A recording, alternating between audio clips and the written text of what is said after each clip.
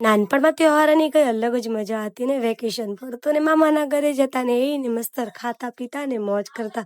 પણ હવે એ નાનપણ નથી રહ્યું. હવે આપણે મોટા થઈ ગયા છીએ. હવે આપણો સારું સારું બનાવવાનો વારો આવ્યો છે.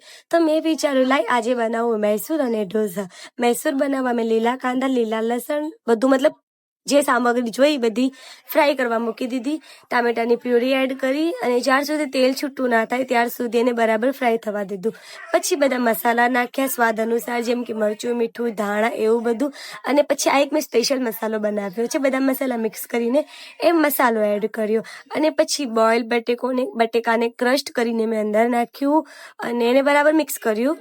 અને મિક્સ થયું એટલે મેં જરૂરત પૂરતું પાણી નાખ્યું સ્વાદ અનુસાર. હવે મને એટલું બધું સારું નહીં ખબર, બનાવતા સારું આવડે પણ કહેતા ન આવડે. પછી સલાડ મારી બેન ફટાફટ ચોપ કરવા લાગી ચોપરમાં કાંદા, ટામેટા અને કાકડીને. અહીંયા જોયું તો મૈસૂર પણ મારું સરસ રેડી થઈ ગયું હતું અને પછી હું જતી રહી ફટાફટી ઢોસા ઉતારવા. ઢોસા બનાવવાની મને અલગ જ મજા આવે કેમ કે બહુ સારા બને અને મારી બેનથી વેટ ના થયું તો એ તો રસોડા પર જ ફટાફટ એક વાટકામાં મૈસૂર અને ઢોસા લઈને ખાવા જ લાગ્યા.